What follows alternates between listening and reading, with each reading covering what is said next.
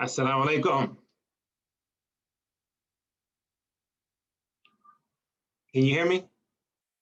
Oh, he's connecting his audio.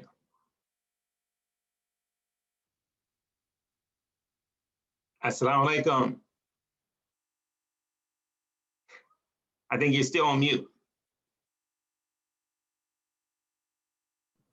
Wa alaikum assalam. Can you hear me? Alhamdulillah, alhamdulillah. So I'll just go ahead and open again. We have a recording. We have a few guests here, but many more watch it on YouTube. So the people who can't take advantage today can take advantage of watching on YouTube. But I said it's a special guest for those who are actually here today. They get to answer, they get to ask the question. So that's their privilege. So inshallah, bismillah ar-Rahman ar-Rahim. Alhamdulillah rabbil alameen ar-Rahman ar-Rahim maliki yawm al-din.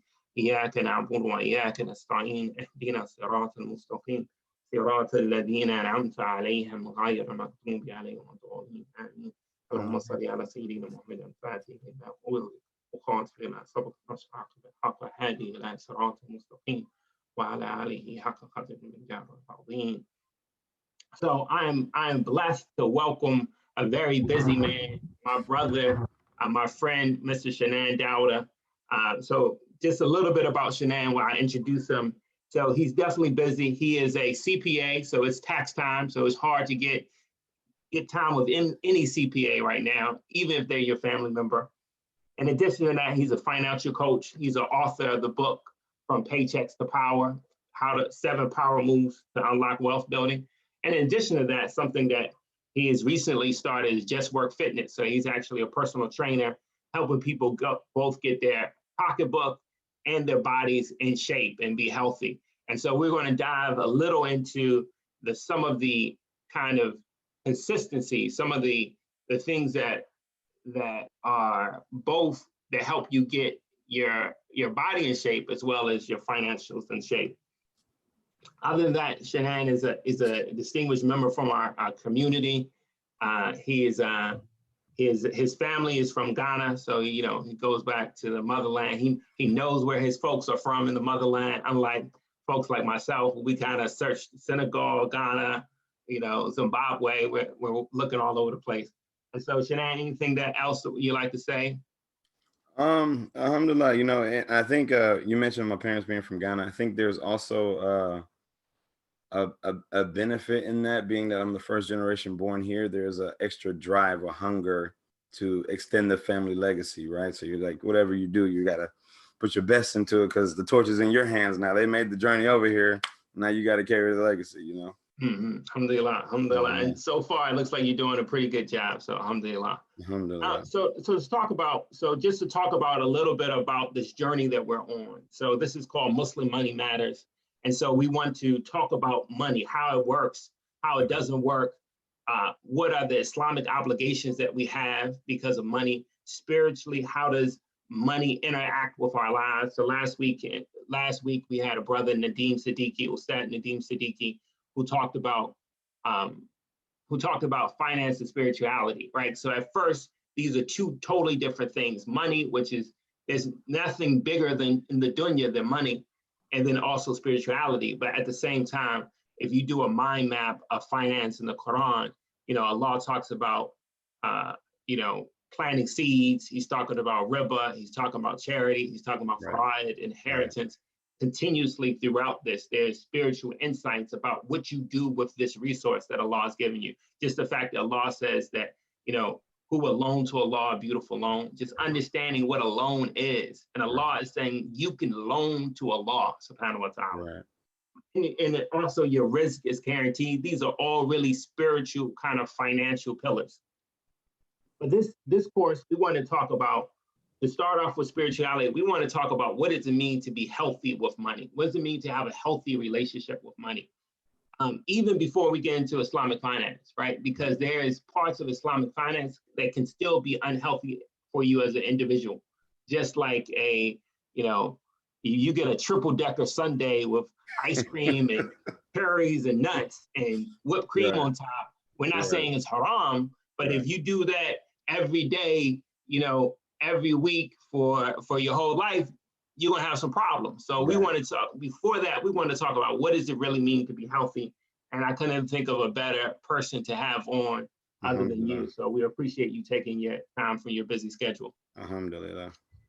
So first, let's start off, like, what was your journey in terms of, being a financial coach? I know you're out in the industry working as a CPA, but then you kind of made a turn to be a financial coach, and, really kind of, you were really kind of on people about getting out of this debt game. Yeah. So alhamdulillah, the journey started when alhamdulillah, I graduated from college, and at that time I was working for the government, and we work for the government. Everybody's like, alhamdulillah, you get your benefits, you got your insurance, you work 30 years, you retire, you got a pension, everything's cool. But what they don't talk about is that the low pay, you're gonna be work you start out very low. And so I was living check to check, college graduate, living check to check. It's like, and in my mind, I was like, this can't be life. This is not how it should be, right? I'm making, if I didn't have, and so I had some coworkers who were also on their debt-free journey, and they kind of told me about it, but I didn't want to hear about it because they were, they were married men living their lives. I'm like, they're trying to weigh down a bachelor from living his best life, right? And so finally, subhanAllah, they after about 6 months or so of just living check to check, making money, going to work, this is a cycle starting. And when you're young out of college, that's when you kind of set foundations and principles for the rest of your life, right? And so I was like, I don't want to live in this cycle of going to work, paying bills, and that be the next decade of my life, or the next 2 decades, 3 decades. And so that really started the journey. I read Dave Ramsey's book, and he kind of planted the seeds of, what a debt-free life would look like. And I just thought about, if I didn't have any of the bills, the car note, the student loans, the credit cards, the whatever TV I financed from Best Buy, all those other things, if I didn't have those, I would have more than enough money to cover my expenses and to afford living on my own place without having a roommate. And so that's what really kind of motivated me to keep going. And so that's where it started. But then when I transitioned from the government to the CPA firm, and that's where, and that also happened because of being debt free. Leaving the CPA firm, leaving the government would have not happened had I not positioned myself and had gotten out all my debt. But when I went to the CPA firm, we were helping all these people that had money, but the people that I was trying to help are the people who were living check to check, who didn't have money. And so that's where it was for me, and that's where I was trying to help people. I think we kind of lost you there for a second, brother. Yeah. I thought I lost you, but it was me. So no, I appreciate that. But so how did it go from a personal thing, like, it's a, Dave Ramsey's the best-selling book, to say, hey, this is something that I think not only I need, but I need to take this out of my community. Right, and exactly, that's a good question. And so that's where, when I left the government and started working at a CPA firm, I was seeing how we were helping so many people with their taxes or their audit, for their companies. And we even within that firm, we had a wealth management division. And so we were helping people who had wealth to maintain their wealth. And so I was like, in order for the people that I know to even get here, they need to get out of debt, free up their income, have a better relationship with their resources so they can invest, and I presented this to the firm, and the firm was like, let's help. I was like, we could help a lot of people in local society, by teaching financial workshops, getting education. And they were like, that's just not our market base. That's just not who our clientele is. They're looking for people with $2 million or more. I'm like, well, my entire community is not going to be serviced by you guys. Right. And so that's where I started doing that on the side. And eventually it got to a point where I couldn't take the audit hustle life of work 60 hours a week and not seeing the daylight. And I took that, and I was like, I got to go help the people and really start presenting. So I started off just posting on social media, and eventually people started reaching out, hey, I need help, and start putting together workshops. And then people started coming, and the workshops turned into the book. And mashallah, I just kind of took off from there. Just to go back to the point that you made, is that oftentimes we talk about wealth building, right? Mm-hmm. Like, we need to build wealth, but debt is in a way of like the opposite of wealth. Like, the wealth is money that you have in the future. Debt is money that you don't have in the future. Right? Absolutely. So you're really kind of borrowing from your future income. And so I think people talk about that in terms of how the first step of wealth building is to get out of, all debt is not equal, but all debt is a borrowing of your future wealth. So how do Absolutely. people kind of understand that as a first start on this journey of wealth building? Well, it's really, and that's a great point. It's really about being able to, and that's the question I always ask myself. If I'm about to make a decision today, will the future me be happy about that decision, or will it be upset about that decision? And every time I was making a decision to go into debt, the future me was not happy about the decision I was making today, right? And so now, when you get out of that burden of I'm going, because the problem is you go to work, you get paid, and we all have to earn an income. You get paid, and now this income is already earmarked for Honda, Bank of America, MasterCard. You can't even build your own future because you got to pay these people back, And so once we kind of free that up, then alhamdulillah, then it allows us to have the extra wiggle room to start thinking about investing in a business or investing in whether it be stocks or real estate, those things, that tools that people use to invest. But as long as you have that burden of owing somebody else, they get paid before, immediately once you get paid, they're taking a portion of your income. And I didn't want people eating off of my income. I often tell, when I speak to like high school students, I often tell them that the best decisions I make in my life and the toughest things, the toughest challenge I have right now is because decisions I made 10 years ago. Right. And the biggest blessings I have right now is good decisions that we make because I made 10 years ago. Right. So, there's 2 points of that, right? Nothing is more tangible than money, right? So if I invested in Tesla 10 years ago, my background would be a little different, right? If I invested in Amazon 10 years ago, my background would be a little different. Right. But the fact that I bought a home, put down a sizable down payment 10 years ago, now I'm living with a very low kind of, rent or very low kind of mortgage when the housing prices have skyrocketed, right? So it's like both ways. But the second part of that is as Muslims, we have to, on that day of judgment, there's nothing you can do that day.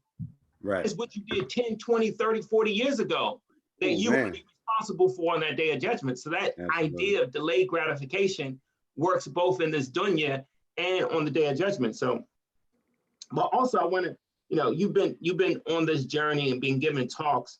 I know you speak to a broad range of folks, people, Muslim, people of other faiths, but from an Islamic perspective, what would you say has been the kind of most impactful things of, what you're doing and the impact that it kind of makes? From an Islamic perspective, and this is really interesting because you brought up my family being from Ghana. So about 100, 200 years ago, like talking to my uncles, my great aunts, they were telling history, and they were saying that one of the things that my dad's family was known for was they would use their wealth to free people from slavery. MashaAllah. And so when I found out that, literally I'd already been doing this work. And so I found out that from an Islamic perspective, you could almost say that I'm freeing people from financial slavery, right? From bondage. And so it was just a continued legacy, but in a different form. And so for me, that's been the biggest thing, is seeing couples, communities, people like you. There literally have been couples I've had a financial coaching session with on the brink of divorce. They start fixing their money. Now all of a sudden they're back like it's they're newlyweds, and they're about to their marriage. The divorce was aborted, So it was like, but it's because they started communicating. Money touches every area of our life, from what we're going to give sadaqah to our kids, to where we live, to what we eat. And so we can get that under control. Mashallah, it changes the whole ball game, but we also have to be comfortable talking about it too.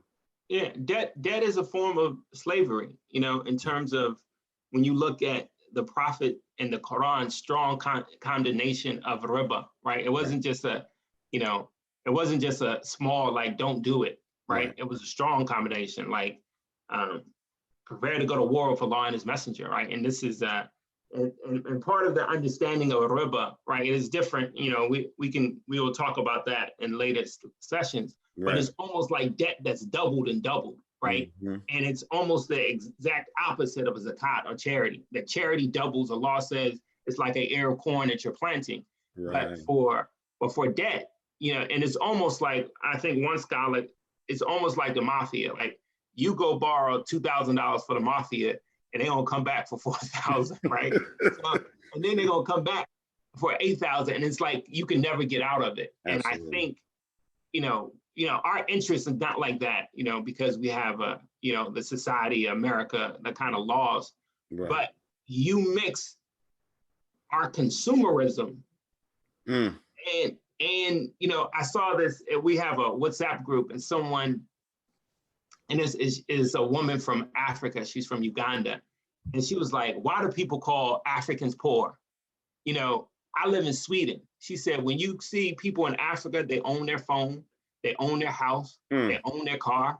She said, in Sweden, you buy your car on credit, you buy your house on credit, you buy your phone on credit, you even buy your underwear on credit.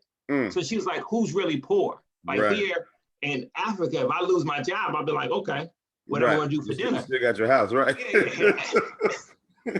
In America and in some of these Western countries, you lose that job because, you don't, like, your income is not yours. And so all those people who, like, instead of taking out your bank account, they're going to start taking out your check from your job, right? So it's a way that you can understand the bondage in that.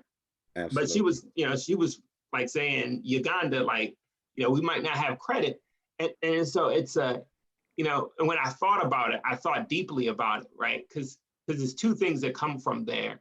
One is credit is like trust, right? So if you have a high trust kind of environment, right? But when trust is not backed up by anything, right? When we're just living in an area of where we're just trusting and just kind of building credit, you never really feel secure, right? And I think one of the things, like when you said freeing people from slavery, it's like it's securing people, securing their lives, right? So books like this, books like Dave Ramsey, these are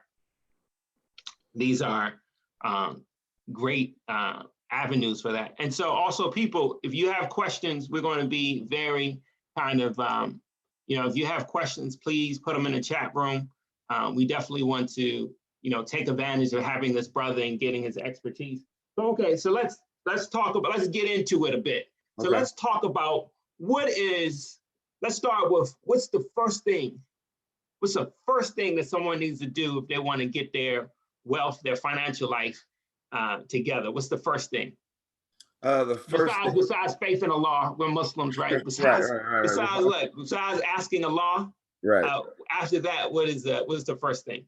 The biggest thing is you have to want, like, how I can't remember the exact saying of the Prophet sallallahu alaihi wasallam, but he said that if you can't change it with your hands, change it with your I believe your heart, your tongue, then your heart. That's saying, right? But the biggest thing is that we have to want to change.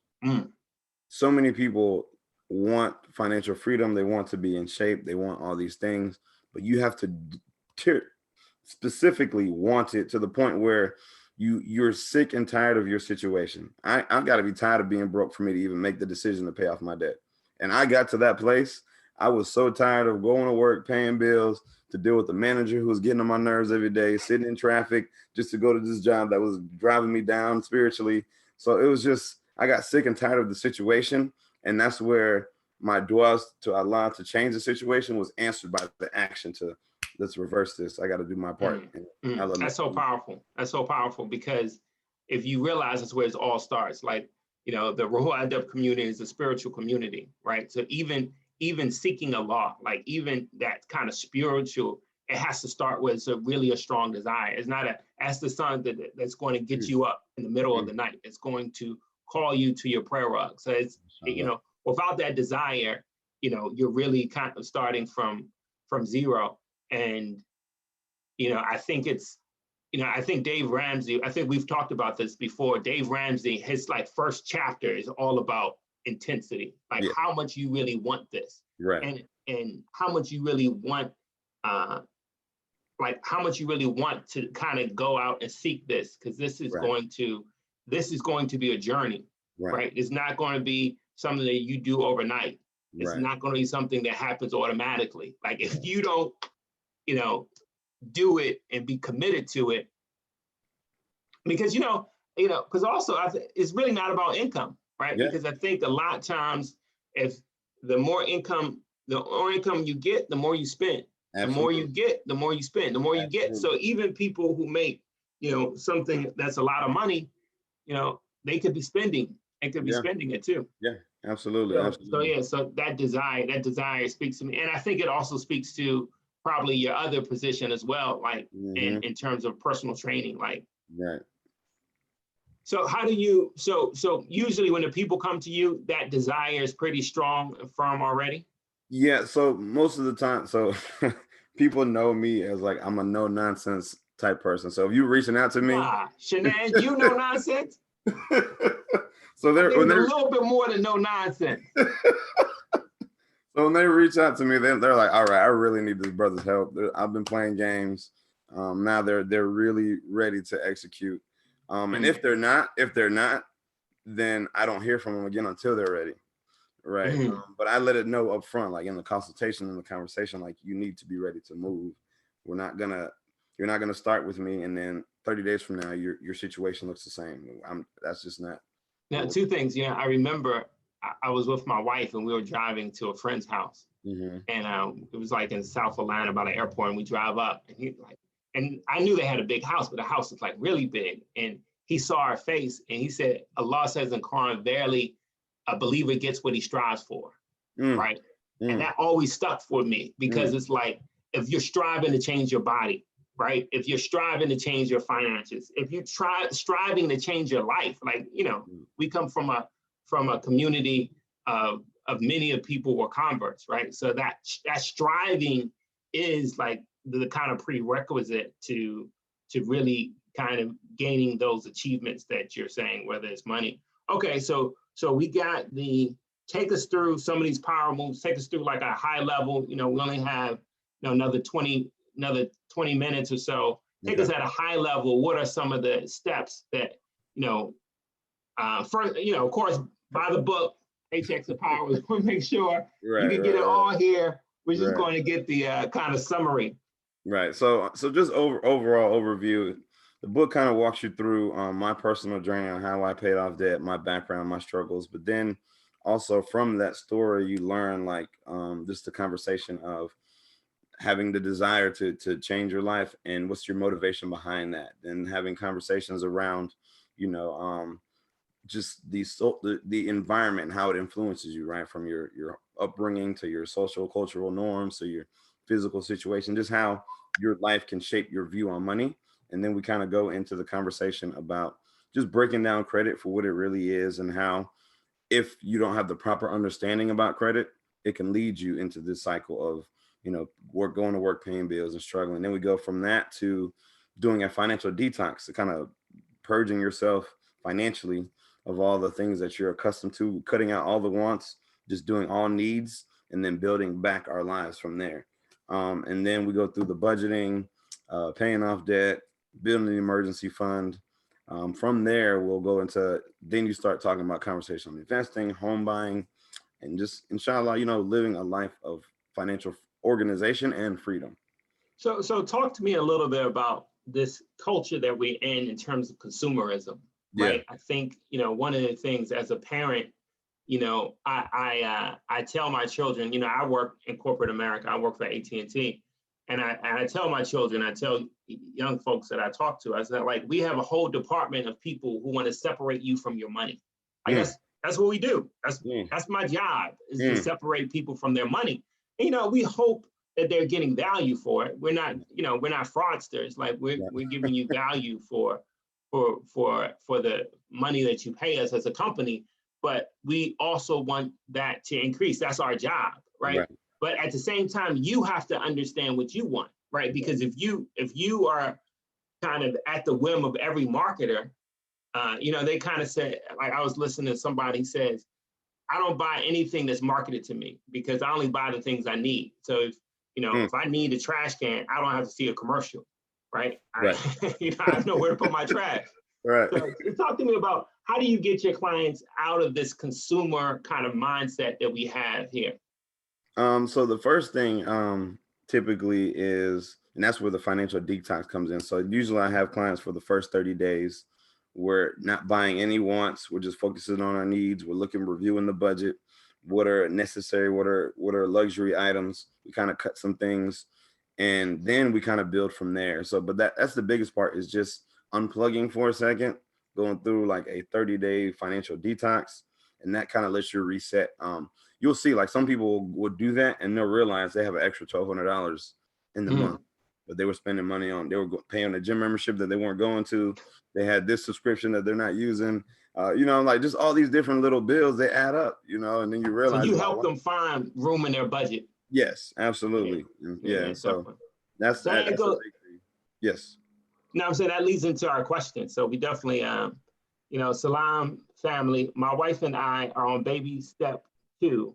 My question for brother Shannaan is, how do you balance paying off debt and being intense about it with still fulfilling our duty as Muslims of zakat?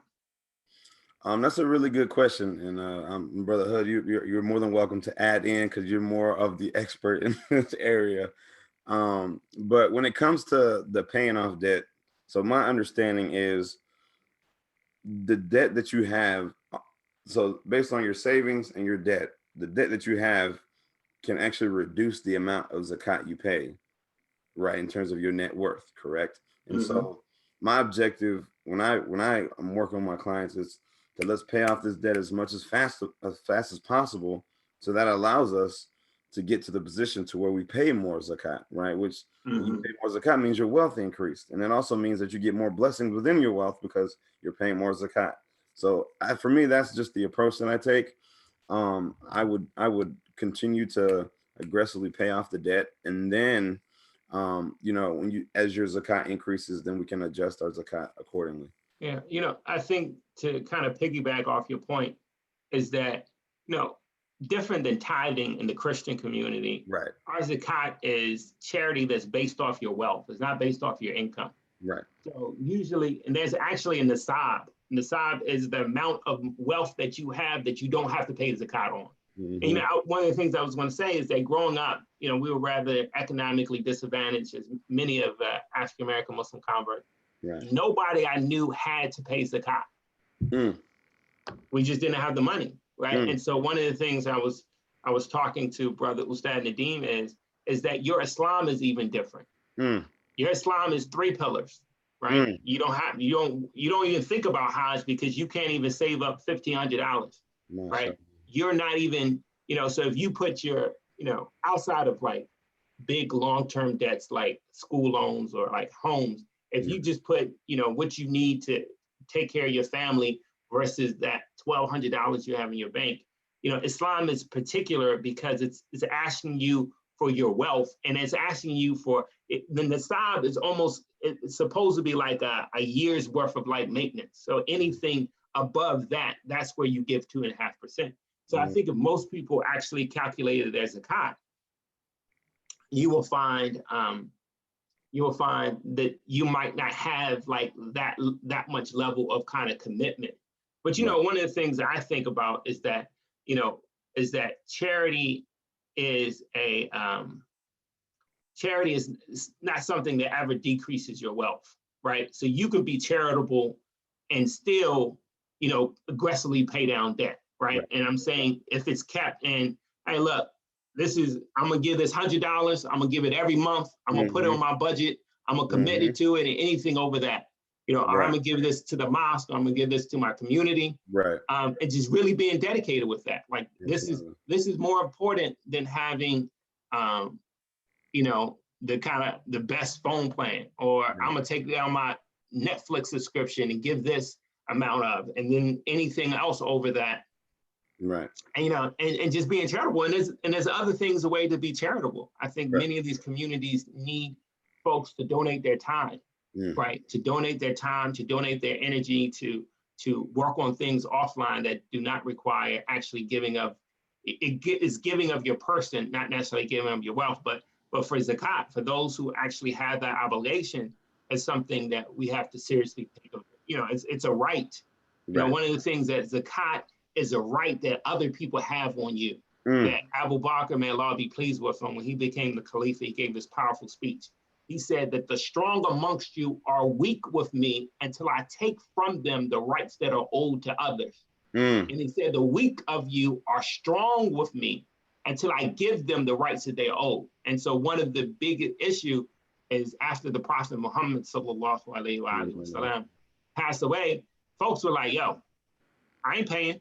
Like I gave it to the prophets of Allah. So I ain't not giving it to, and Abu Bakr said, if you don't give me, I'm paraphrasing, if you don't give me the same to the penny that you gave the prophet, we're gonna have an issue. We're gonna have an issue because this is not something, this is a right that the community has on you. Right. That wealth is the right there. And and honestly, if you don't give it now, it will be taken from you later. And so, like you said, like we want to. Right, and you made a key point too there about even if you're giving your sadaqah or giving to the masjid, charitable donation, just make sure it's in the budget. If you can put it in the budget, you'll be good. You can continue to give charity and pay off your debt at the same time. I mean, so community, bring the questions because I'm about to go somewhere else with you. Like, look, come on, I'm gonna be real with you. That B word.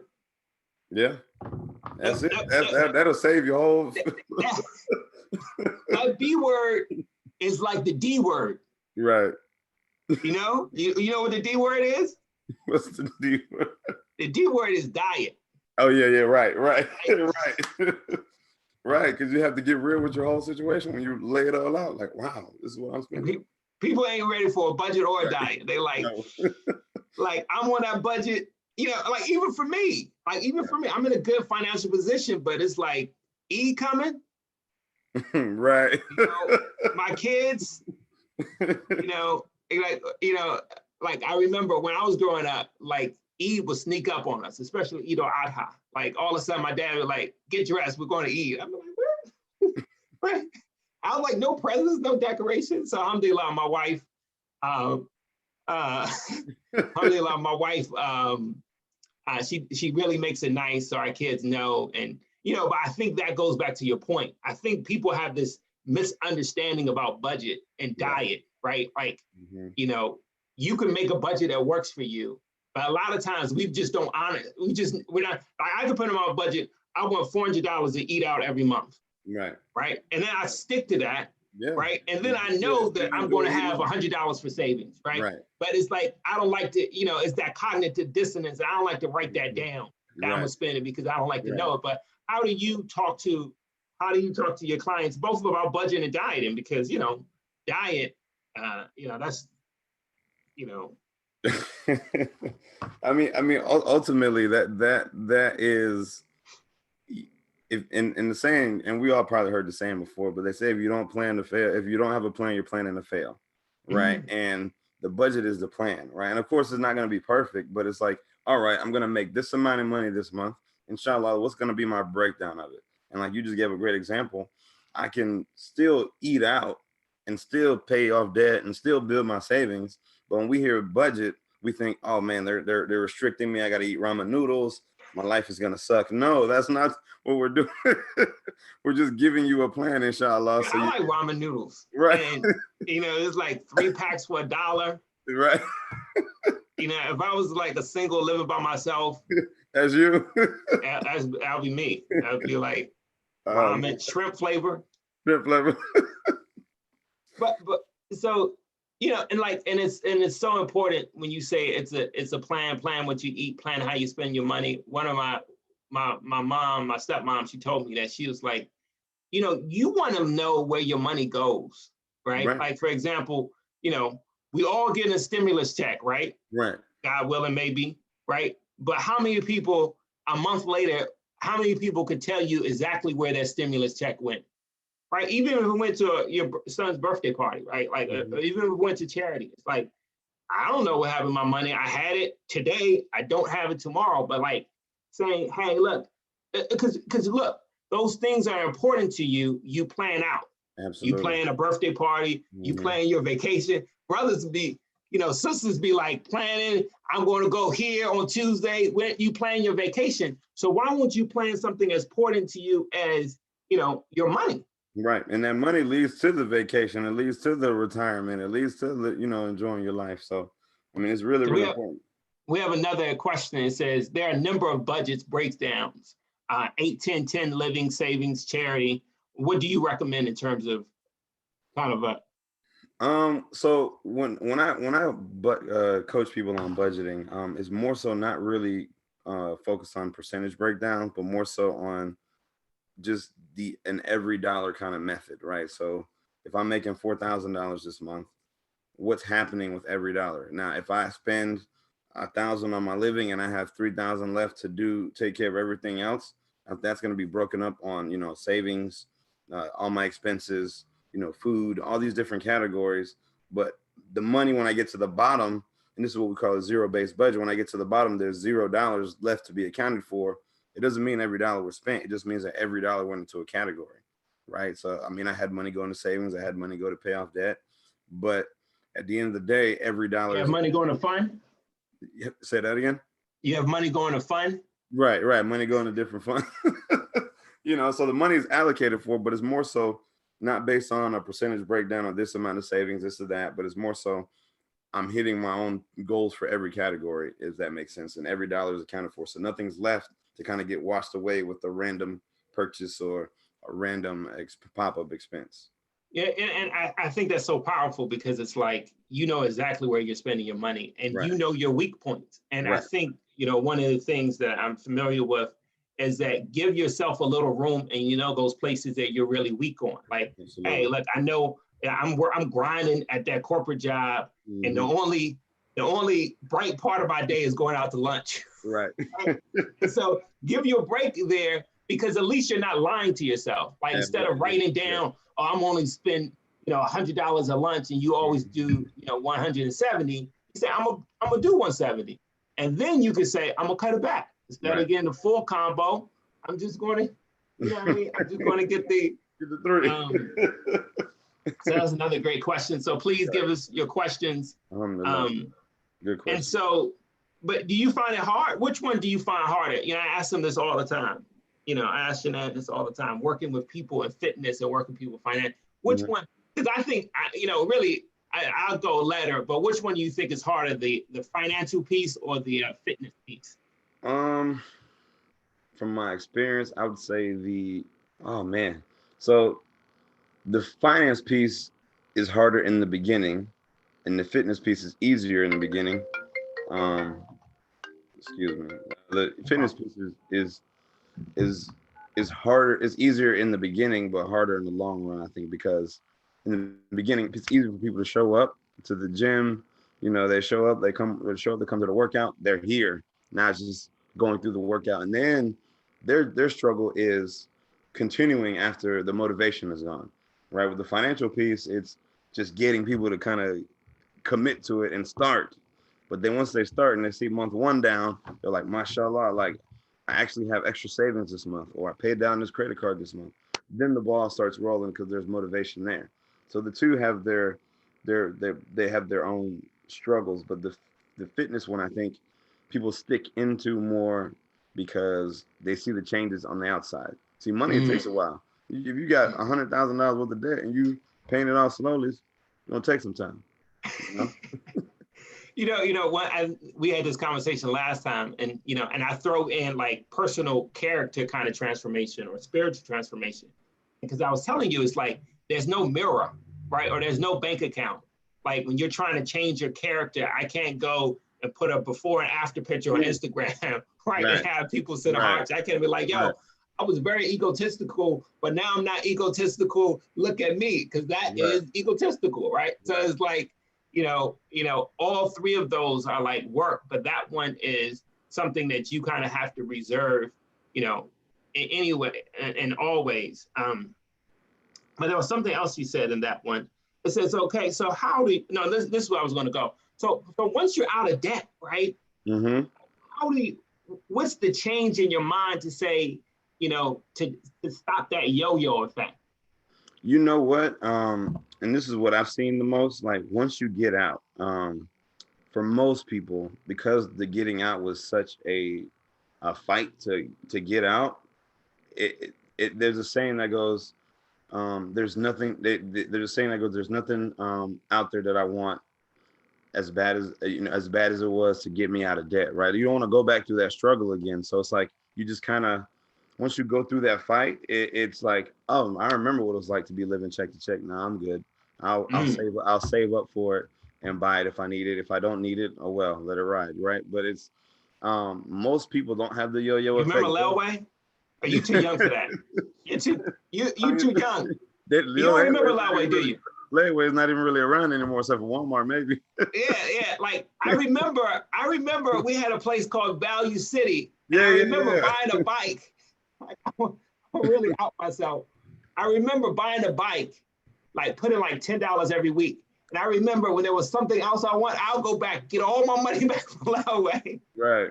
There's like a bank. But yeah, Lelway was, yeah, there's no Lelway anymore. They'll sign you up for a 90-day no interest credit card. Right. And the no interest, and then they'll hit you with interest on day 90 because they know you're not going to pay it by then. Yeah.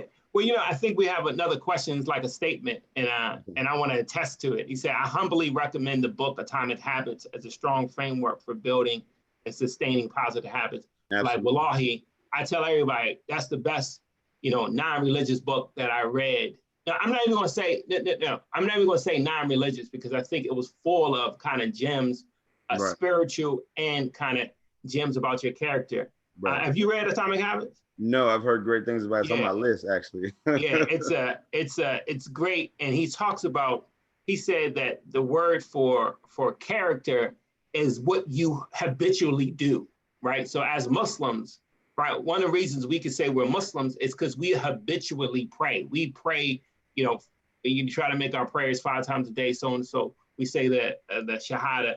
And so he said that instead of goals, if you kind of develop these right habits, that will kind of make you have the life that you want.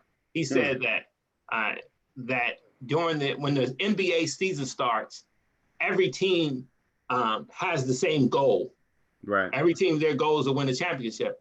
But the difference between the winners and losers, part of that is because of what habits they have making. And so is part of your coaching really, I guess even your budgeting is really like developing a habit, because it's not just for when you are in debt, but even afterwards. Right. The habits, man, it's really, really important, because the habits, and it's funny you mentioned this, because honestly, when I look at the success of those who are successful paying off their debts, getting their finances in order, the habits shape everything. And that's what we're really focused on. The first habit is the budgeting aspect, is getting understanding and in tune with your money, right? Once you kind of get in the habit of, let me constantly review my income, what's going on with it, you develop a relationship with it. And then when that happens, then you can work on the next habit, which is, okay, let me start building my savings, or let me start paying off my debt. Then you get in the habit of doing those things. And by the time you know it, you've achieved these goals, and now you're set in a place to where you can now work on the habit of building true wealth. One of the things that we talked about last week, and I just want to see if you had a take on it. What's the difference between wealth building and hoarding? Our religion talks to us about those who hoard money, and our first speaker talked about that. But we were talking in terms of something like paying your zakat on your 401k, right? And he said if no one paid zakat on these things, that people will be hoarding money and less money will be going to the poor. But how do you manage that? Because I think you, Dave Ramsey, you all are coming from a very spiritual perspective. These are not people who are like, hey, YOLO, like get yours in this life and don't worry about anything else. So how do you balance like those two? And I think, that's a great question. I've really never really thought about it in that perspective. But I think one of the beautiful things about it, now coming from, a practicing Muslim, or even if someone's a practicing Christian, within our faith, there is a order of giving is already kind of within the faith, right? So the Christians, they tithe, we give zakat. Now, if we're obliging by that, it kind of prevents the hoarding. Now, if somebody were to say, hey, I'm not paying zakat, then that's between them and Allah. But at the same time, sometimes that can be, and this is something I was thinking about before we jumped on the call or the interview, is that sometimes Allah blocks us from getting wealth because we will become a hoarder instead of someone who gives wealth. But sometimes it's that character fix. We gotta And I've seen it. Like some people actually start getting blessed with wealth, and now their true self comes out and they don't want to give anymore. They don't want to, they're not, giving sadaqah can help them. Right. And so that's a whole different scenario. But yeah, it's really, at that point, it's really like a character issue, right? Or Yeah, definitely. that's within. Yeah, because I think, and please, any other questions, because we want to end in probably about 5 minutes. So we definitely want to get questions from the group. But, Allah says it, like charity will never decrease your wealth. Yeah. So, yeah. I think, a lot of times we don't believe Allah. Like we believe in God, but we don't believe God. Right. Like when Allah says, there's a relationship that happens between the lender and the lendee. Yes. Right. Like there's a level of gratitude that happens when someone loans you money. Like in Islam, loaning is never a form of like, I'm gonna go out to make money off this money. Loaning is is almost an act of charity. Right. And so there's a particularly so if I loan you money, I'm giving you charity. But Allah says, who will loan to Allah a beautiful loan, right? So it's really like describing, and I think Dave Ramsey talks about it, how, you can't really be charitable when you're in debt, right? You can't really be charitable, like, because like you said, your money is going to MasterCard and Visa and Discover and, Honda Finance Corporation, right. So on and so forth. And so it's really freeing you up to be your true self, right? And if you're right. a person of faith, right. Allah is causing, Allah doesn't tell us for those who give to the poor or those who feed the poor. He said for those who encourage others, right, to feed the poor, like even more than just doing it yourself, like actually getting out.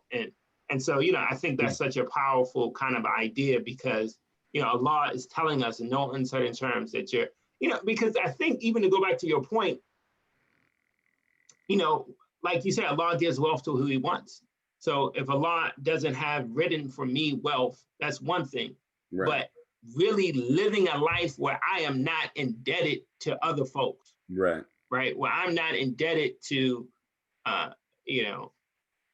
not, that I can leave something, even something for when I'm been put in the earth and for my sons, in my case, leaving something. So, alhamdulillah, we're really at time. We just want to go. First, we want to thank you, Brother Shannaan. We know your busy schedule, Just Work Fitness, as well as From Paychecks to Power is on Amazon. I have my copy. Any last words? I was going to say it's 5-star rated. Check it out. I promise you I didn't have people go in there and fill out a review. It's authentic reviews. Alhamdulillah.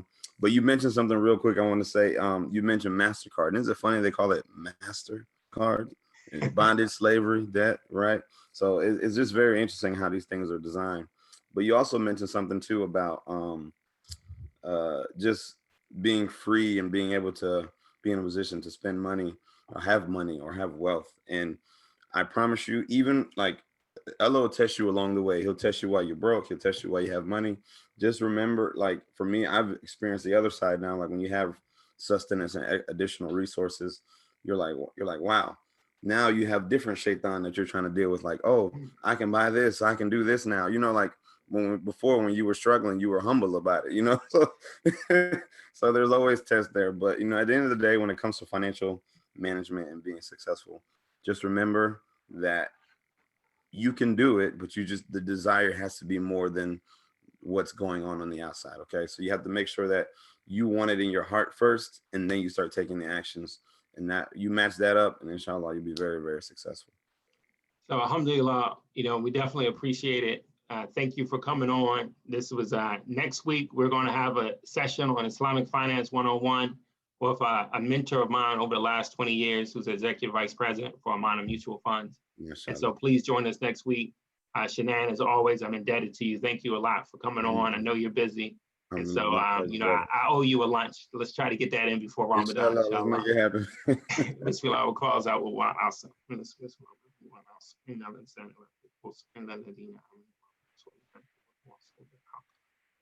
So thanks, everyone. Next week, we're going to be at 8:30 Eastern time. So it's going to be on Wednesday at 8:30 Eastern time, inshallah. But thanks, everyone, for joining. and please share this message. Assalamu alaikum wa rahmatullahi wa barakatuh. Wa alaikum assalam.